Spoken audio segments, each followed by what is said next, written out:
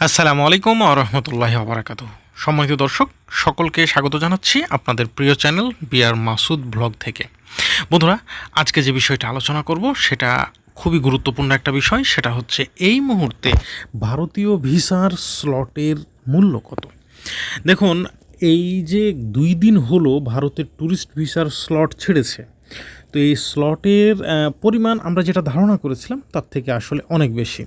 এক কথায় প্রথম দিন আমরা সকলেই যেটা মনে করেছিলাম, বা আমার চাইতেও যারা এই বিষয়ে সিনিয়র অ্যানালিস্ট আছে তারাও বলেছিল যে ৫০০-র উপরে হয়তো প্রথম দিন স্লট যাবে না, কিন্তু প্রথম দিন স্লট গেছে প্রায় ১৭০০-র কাছাকাছি। দ্বিতীয় দিন প্রায় ৩০০০-এর মতো স্লট গেছে, কিছু কম বা বেশি হবে, যদিও বা এক্স্যাক্ট রেজাল্ট আমাদের হাতে নেই বা এটা দেওয়া একদম পসিবল হয় না। তবে এটা সত্যি যে আমরা যেটা আশা করেছিলাম তার থেকে অনেক বেশি স্লট পাওয়া গিয়েছে। কিন্তু এখন প্রশ্ন হচ্ছে, বেশ কিছু ভাই আমাকে অলরেডি ইনবক্সে প্রশ্ন করেছে, কেউ বা কমেন্ট বক্সে প্রশ্ন করেছে। তারা জানতে চেয়েছে, ভাই স্লটের দাম কত বা এত বেশি কেন? এখন এই প্রশ্নের উত্তরটা বেসিক্যালি আপনাদের সকলেরই হয়তো জানা আছে, তবুও বলতেছি। ভারত থেকে যে স্লট বাংলাদেশিদের জন্য বরাদ্দ করা হয়, এই স্লটের এগেনস্টে ভারত কোনো প্রকার টাকা পয়সা নেয় না। আমি আপনাদেরকে আবার বলছি, বাংলাদেশিদেরকে ভিসা দেওয়ার জন্য ভারত কোনো প্রকার টাকা পয়সা নেয় না। যেই টাকাটা নেয়, আগে ৮০০ টাকা নিত, এখন ১৫০০ টাকা নিচ্ছে, সেটা হচ্ছে প্রসেসিং কস্ট। ভিসা ফি বাবদ ভারত বাংলাদেশিদের কাছে কোনো টাকা পয়সা নেয় না। এখন কথা হচ্ছে, তাহলে একটা স্লটের দাম ১০,০০০, ১২,০০০, এমনকি আমি গতকালকে এমন ঘটনার কথাও শুনতে পেয়েছি, জানি না কতটুকু সত্য, ২০,০০০ টাকাতেও একটা স্লট বিক্রি হয়েছে। এর জন্য দায়ী কিন্তু আমরা নিজেরা। যারা অর্থনীতির ছাত্র তারা একটা বিষয় খুব ভালো করে জানেন, যখন কোনো জিনিসের যোগান কমে যায় তখন সেটার চাহিদা কিন্তু অনেক অনেক বেশি বেড়ে যায়, এবং সেটা যদি আবারও সাপ্লাই শুরু হয় এবং স্বাভাবিক পূর্বে যে সাপ্লাইটা ছিল সেই সাপ্লাইটাও যদি দেওয়া হয়, তবুও যোগানে কুলানো সম্ভব হয় না।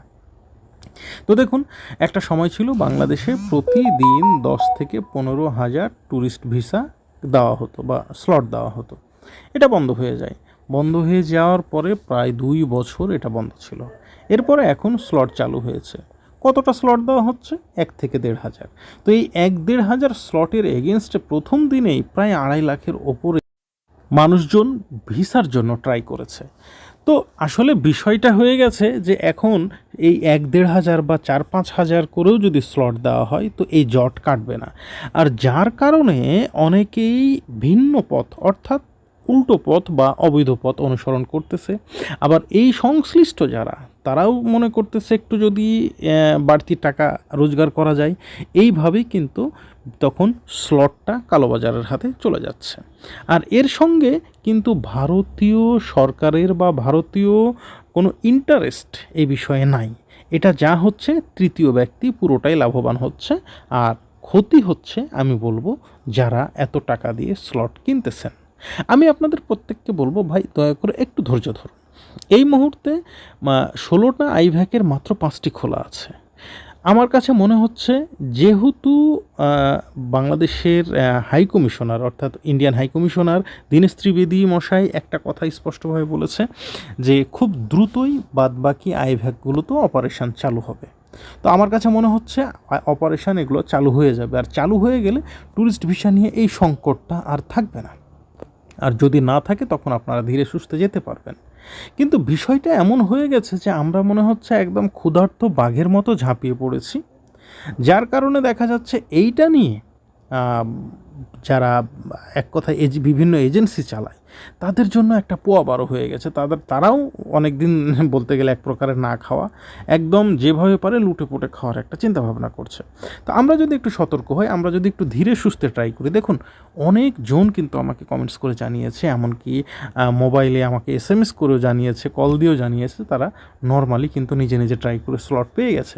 তো তার মানে বোঝা যাচ্ছে যে স্লট এখন পাওয়া যাচ্ছে। সো আপনার কোনো দরকার নেই আপনি এত ঝুঁকি নিয়ে ১০,০০০, ২০,০০০, ১৫,০০০ টাকা দিয়ে স্লট নেওয়ার। একটু ধৈর্য ধরেন, দেখেন একটা মাসের মধ্যে সব কিছু আমার মনে হচ্ছে স্বাভাবিক হয়ে যাবে।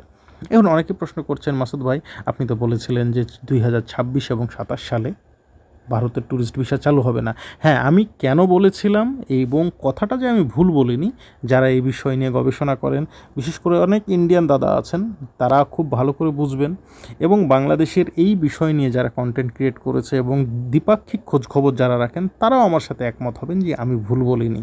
কিন্তু এটা যে একটা বিশাল রাজনৈতিক মারপ্যাঁচ, সেটা কিন্তু সকলেই বুঝতে পেরেছে।